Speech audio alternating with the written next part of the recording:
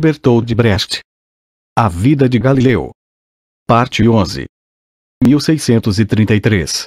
A Inquisição convoca a Roma o grande cientista de reputação mundial. A planície é quente, a altura é fria, a rua é cheia, a corte é vazia. Vestíbulo e escada do Palácio dos Medici, em Florença. Galileu a filha esperam que o grão-duque os receba. Virgínia, está demorando. Galileu, está. Virgínia, olhe o homem que estava nos seguindo. Aponta um indivíduo, que passa sem lhes dar atenção. Galileu, cujos olhos estão prejudicados, eu nunca o vi. Virgínia, pois eu o vi várias vezes ultimamente. Ele me dá medo. Galileu, que bobagem. Nós estamos em Florença, não estamos entre bandidos corsos. Virgínia, olhe o reitor Gafone chegando. Galileu, desse eu tenho medo. O imbecil vai puxar conversa, e depois não para mais. Gafone, reitor da universidade, desce as escadas. É visível o céu. Susto quando percebe Galileu. Vira o rosto, perde o natural e passa pelos dois quase sem os cumprimentar. Galileu, o que deu nele? Meus olhos hoje estão ruins. Ele chegou a cumprimentar. Virgínia, quase nada. Do que trata o seu livro? Eles podem ter achado heresia. Galileu, você anda demais pelas igrejas. Essa mania de missa, de levantar cedo, vai acabar de estragar a sua pele. É por mim que você reza, não é? Virgínia, olhe o Vane, da fundição. Não foi você que projetou a oficina dele. Não esqueça de agradecer as codornas. Um homem desceu as escadas. Vane, aí Galileu, o senhor gostou das codornas que lhe mandei? Galileu, excelentes codornas, mestre Vane, muito obrigado mais uma vez. Vane, lá em cima falavam na sua pessoa. Dizem que o senhor é responsável pelos panfletos contra a Bíblia que estão à venda em toda parte. Galileu, de panfletos eu não estou sabendo. A Bíblia e Homero são as minhas leituras prediletas. Vane, mas mesmo que não fosse assim, quero aproveitar a ocasião para lhe garantir que nós da manufatura estamos do seu lado. Não sou homem que entenda muito do movimento das estrelas, mas para mim o senhor é o homem que luta pela liberdade de ensinar coisas novas. Por exemplo, essa charrua mecânica dos alemães, que o senhor me descreveu. Só no ano passado, apareceram 5 volumes sobre agricultura, em Londres. Nós, aqui ficaríamos gratíssimos por um livro sobre os canais holandeses. Os círculos que se opõem ao senhor são os mesmos que em Bolonha impedem os médicos de abrir cadáveres para pesquisa. Galileu, as suas palavras serão ouvidas, Vane. Vane, é o que espero. O senhor sabe que em Amsterdã e em Londres existem mercados de dinheiro e escolas de artes e ofícios. Jornais publicados regularmente, com notícias. Aqui, não temos sequer a liberdade de ganhar dinheiro. Eles são contra as fundições de ferro, acham que a reunião de muitos trabalhadores em um lugar favorece a imoralidade. A sua causa, Galileu, é a minha, é a mesma. Se alguém, por acaso, tentar alguma coisa contra o senhor, por favor, lembre-se de que tem amigos em todos os ramos da indústria. Todas as cidades do norte da Itália estão do seu lado. Galileu, que eu saiba, ninguém pretende me fazer mal. Vane, não? Galileu, não. Vane, na minha opinião, o senhor estaria mais seguro em Veneza, onde há menos batinas. Lá, sim, daria para comprar essa briga. Eu tenho cavalos e um coche, senhor Galileu. Galileu, eu não penso em mim como um refugiado. Eu prezo a minha comodidade. Vane, claro, mas, a julgar pelo que ouvi lá em cima, o tempo é pouco. Tenho a impressão de que neste momento preferiam que o senhor não estivesse em Florença. Galileu, bobagem. O grão-duque é meu aluno. Além disso, qualquer tentativa de me enredar chegaria ao Papa, que diria não com toda a firmeza. Vane, parece que o senhor não distingue os seus amigos de seus inimigos, Galileu. Galileu, eu sei a diferença entre o poder e a impotência. Afasta-se, abruptamente. Vane, bom, eu lhe desejo boa sorte. Sai. Galileu de volta, junto a Virgínia, toda criatura queixosa neste país me escolhe como paraninfo, especialmente em lugares onde isso não me ajuda nem um pouco. Escrevi um livro sobre a mecânica do universo, mais nada. O que fizerem dele, ou não fizerem, não me interessa. Virgínia em voz alta, se as pessoas soubessem quanto você desaprovou a última noite de carnaval, que foi o mesmo horror em toda parte. Galileu você dá mel a um urso, e perde o braço se o bicho estiver com fome. Virgínia baixo, mas o grão-duque pediu que você viesse hoje. Galileu, não, mas avisei que vinha. Ele quer o livro, e já pagou. Vá reclamar com o funcionário que isso aqui não é lugar de esperar. Virgínia seguida pelo indivíduo, vai e fala a um funcionário, Senhor Mício, Sua Alteza foi avisada de que o meu pai está esperando. O funcionário, e eu sei. Virgínia, isso não é maneira de responder. O funcionário, não? Virgínia, o senhor devia ser mais educado. O funcionário lhe volta as costas e boceja, olhando o indivíduo. Virgínia voltando, ele disse que o grão-duque ainda está ocupado. Galileu, você disse qualquer coisa de educado, o que foi? Virgínia, eu disse obrigada, agradeci a informação. Você não quer deixar o livro entregue aqui. É tempo que você está perdendo. Galileu, às vezes já não sei o que vale esse meu tempo. Quem sabe, aceito o convite de Sagredo, e passo umas semanas em Pádua. Boa a minha saúde não está. Virgínia, você não vive sem os seus livros. Galileu, uns 2 caixotes de vinho siciliano a gente podia levar no coche. Virgínia, mas você diz que ele estraga com a viagem. E a corte está lhe devendo 3 meses de salário, que eles não vão mandar. Galileu, isso é verdade. O cardeal inquisidor vem descendo as escadas. Virgínia, o cardeal inquisidor.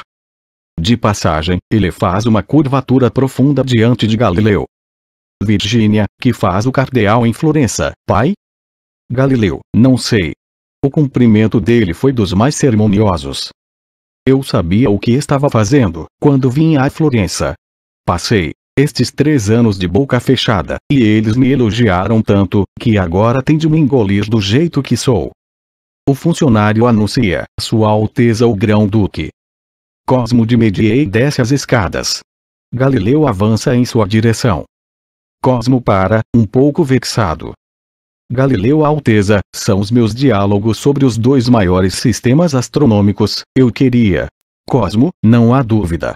Os seus olhos como estão? Galileu, podiam estar melhores, Alteza. Se Vossa Alteza permite, o livro. Cosmo, o estado dos seus olhos me preocupa de fato. É a prova de que o senhor vem usando o seu excelente telescópio, digamos, com excesso de zelo, hein? Afasta-se, sem receber o livro.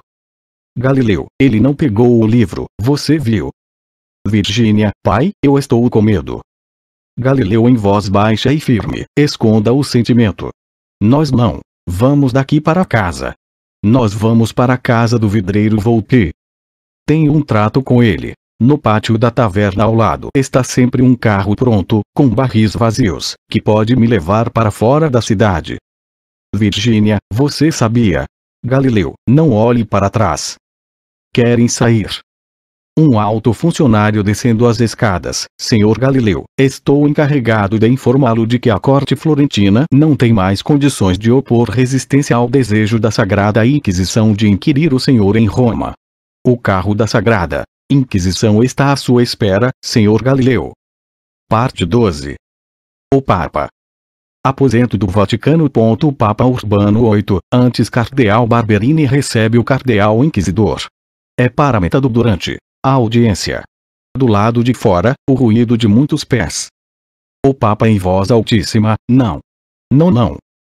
O inquisidor, portanto, Sua Santidade vai lhes dizer, aos doutores de todas as faculdades, que estão se reunindo agora, aos representantes de todas as ordens eclesiásticas e da totalidade do clero, os quais em sua fé infantil na palavra de Deus, tal como está revelada na Escritura, vieram receber de Sua Santidade a confirmação em sua fé. Sua Santidade vai lhes dizer que a Escritura não pode mais ser dita verdadeira. O Papa, eu não vou deixar que rasguem a matemática. Não. O Inquisidor, essa gente afirma que é da matemática que se trata e não do espírito da rebeldia e da dúvida. Mas não é de matemática que se trata. É uma inquietação horrenda que se estende pelo mundo. É a inquietação de seu próprio cérebro que eles transpuseram para a terra imóvel. Eles gritam: são os números que nos convencem.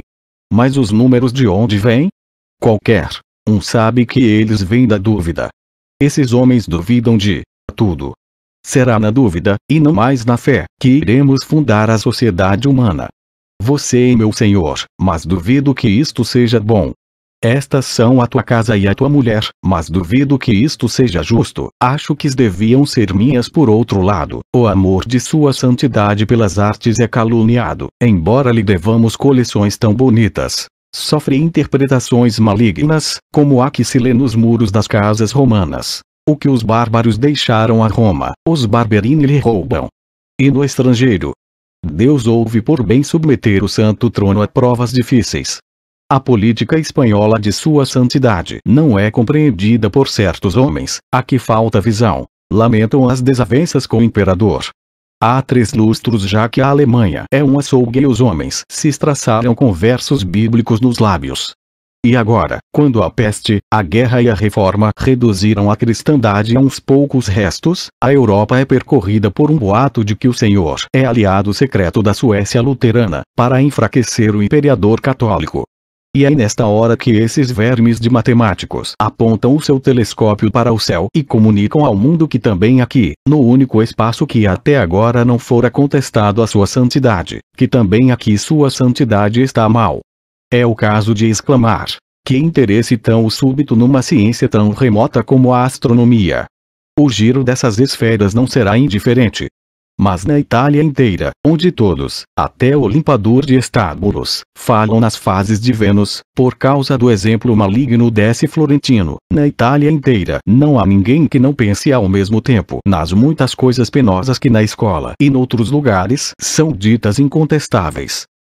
Qual seria o resultado se essa gente toda, fraca na carne e inclinada a qualquer excesso, acreditasse exclusivamente na sua razão, que esse desvairado proclama como a única autoridade?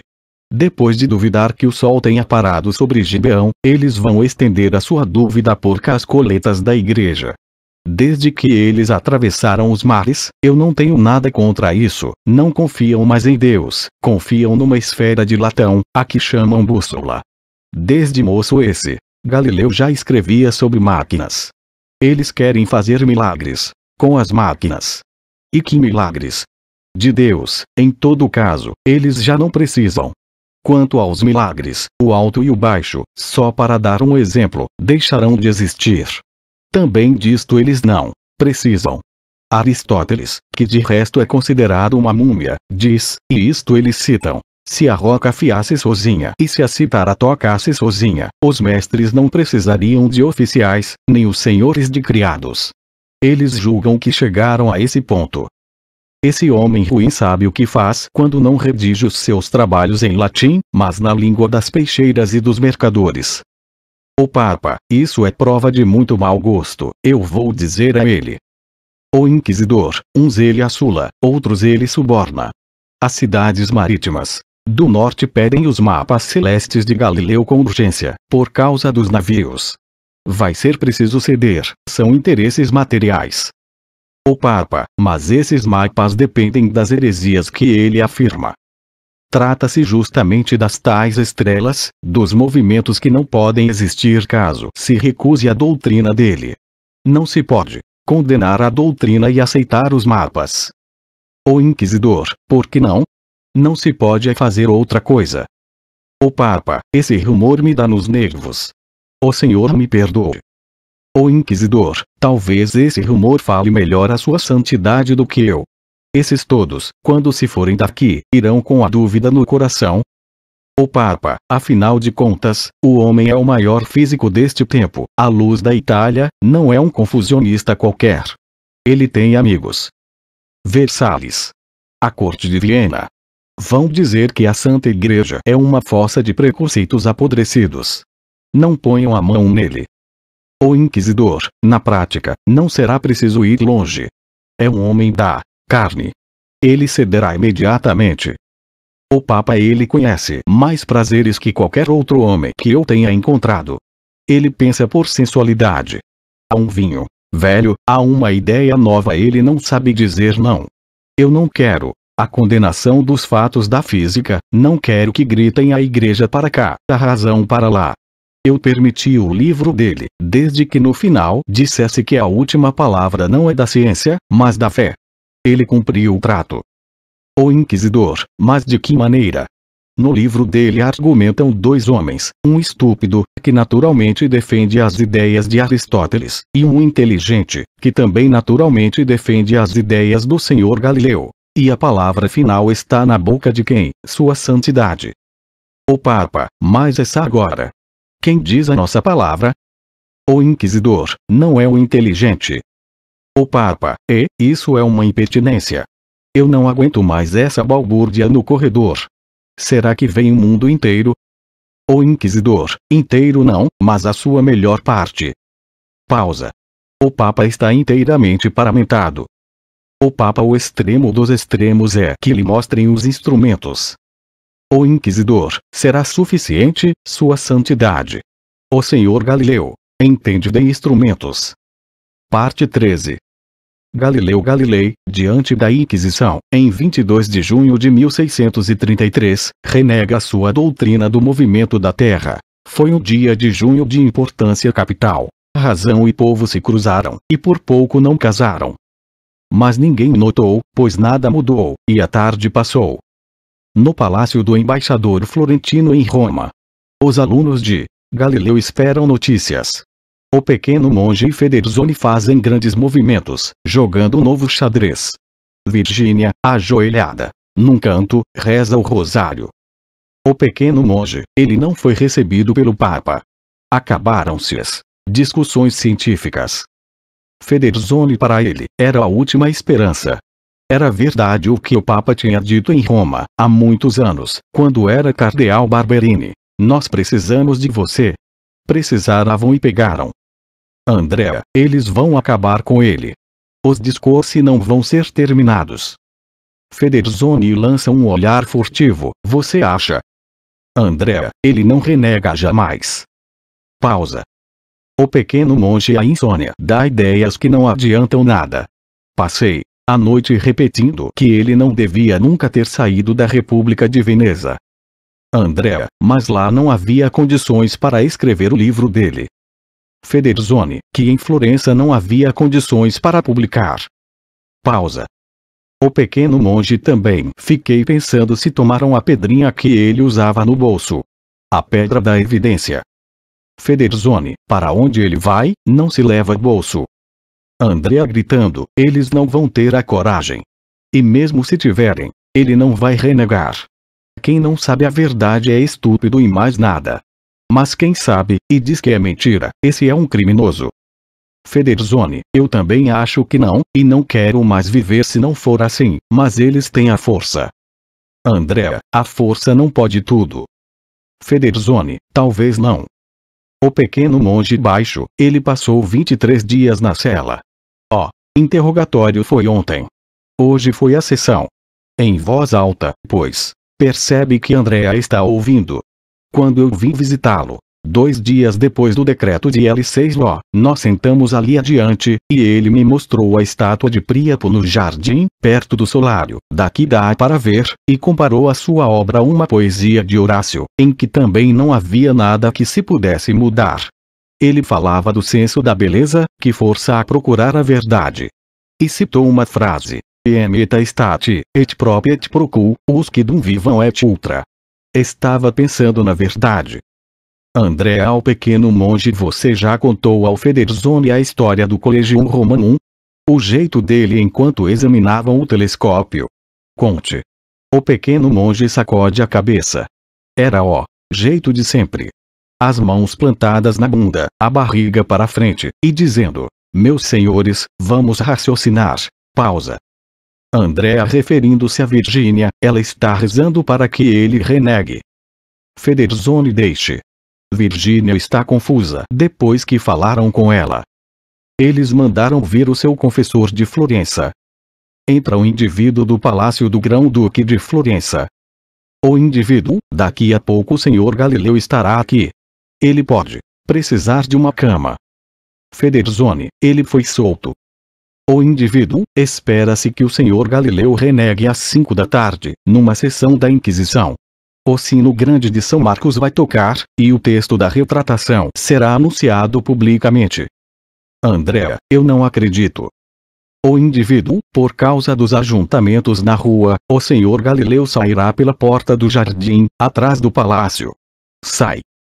Andrea subitamente, em voz alta: a lua é uma terra e não tem luz própria. Assim também Vênus, que não tem luz própria e é como a terra e gira em torno do Sol. E há 4 luas girando em torno da estrela Júpiter, que está na altura das estrelas fixas e não está fixada em esfera alguma. E o Sol é o centro do mundo, imóvel em seu lugar, e a Terra não é o centro nem é imóvel. Foi ele quem nos ensinou. O pequeno monge: a violência não pode tornar não vista uma coisa que foi vista. Silêncio. Federzoni olhando o solário do jardim, 5 horas. Virgínia reza mais alto. Andrea, não, eu não aguento mais esperar. Eles estão decapitando a verdade. Ele tapa os ouvidos, o pequeno monge também. Mas o sino não toca. Depois de uma pausa, ocupada pelo murmúrio das rezas de Virgínia, Federzoni sacode a cabeça como quem nega. Os outros deixam cair as mãos. Federzoni rouco: nada. Passaram 3 minutos das 5. Andrea, ele resistiu. O pequeno monge, ele não renega. Federzoni, não. Felizes que somos. Eles se abraçam. Estão eufóricos. Andrea, portanto, a força não resolveu. Ela não pode tudo. Portanto, a estupidez será vencida, ela não é invulnerável. Portanto, homem não teme a morte. Federzoni, este é o começo verdadeiro da idade do saber. Esta é a hora do seu nascimento. Pensem só, se ele tivesse renegado. O pequeno monge: eu não dizia, mas o meu medo era grande. Como eu sou mesquinho. Andrea, mas eu sabia. Federzoni, teria sido como se de manhã cedo à noite recomeçasse. Andrea, como se a montanha dissesse: eu sou água. O pequeno monge ajoelha, chorando: Senhor, eu te agradeço. Andrea, mas hoje tudo mudou. O homem, o torturado, ergue a cabeça e diz: eu vou viver. É tanto ganho quando um só que seja se levanta e diz não. Nesse instante ecoa o sino de São Marcos. Paralísia. Virgínia levantando-se, o sino de São Marcos. Ele não foi excomungado. Ouve-se a voz do arauto que lê nas ruas a retratação de Galileu. A voz do arauto: eu, Galileu Galilei, professor de matemática e física na Universidade de Florença, abjuro o que ensinei. Que o Sol seja o centro do mundo, imóvel em seu lugar, e que a Terra não seja centro nem imóvel. De coração sincero e fé não fingida, eu abjuro, detesto e maldigo todos esses enganos e essas heresias, assim como quaisquer outros enganos e pensamentos contrários à Santa Igreja. Escurece. Quando a luz volta, o sino ainda ecoa, para silenciar em seguida. Virgínia saiu. Os alunos de Galileu continuam presentes. Federzoni, ele nunca lhe pagou o direito pelo seu trabalho. Você não pôde comprar calças nem publicar trabalho seu. Você aceitava o prejuízo porque nós trabalhávamos pela ciência. Andrea em voz alta: infeliz a terra que não tem heróis. Galileu entrou, inteiramente mudado pelo processo, quase irreconhecível. Ouviu a frase de Andrea. Para a porta, por alguns instantes, à espera de uma saudação.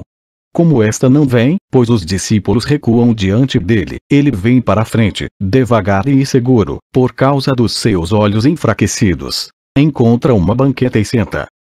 Andrea, eu não posso mais vê-lo. Ele que vai embora. Federzoni, calma. Andrea grita com Galileu: esponja de vinho. Comedor de lesmas. Salvou a sua pele bem amada? Senta.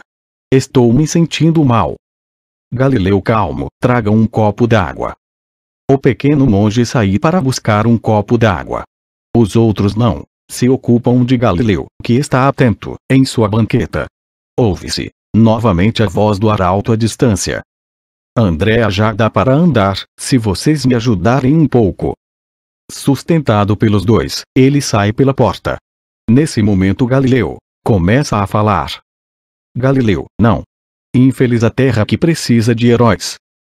Leitura diante da cortina. Não será claro que um cavalo pode quebrar as patas, se cair de uma altura de 3 braças ou 4, enquanto que a um cão, como também a um gato, mesmo caindo de uma altura de 8 ou 10 braças, ou a um grilo que caísse do alto de uma torre, ou a uma formiga que viesse da lua, não aconteceria nada. Assim como animais menores são relativamente mais resistentes e mais fortes que os maiores, também as plantas menores resistem melhor. Uma nogueira de 200 braças não poderia sustentar em proporção à massa de galhos que a nogueira pequena sustenta, e a natureza não pode deixar que um cavalo fique do tamanho de 20 cavalos, ou que um gigante cresça 10 vezes, a não ser que altere a proporção de todos os seus membros, especialmente dos ossos, que precisam ser fortalecidos em medida muito maior que a proporcional. Suposição comum, de que máquinas grandes e pequenas têm resistência igual, é claramente enganosa. Galileu Galilei, Discorsi,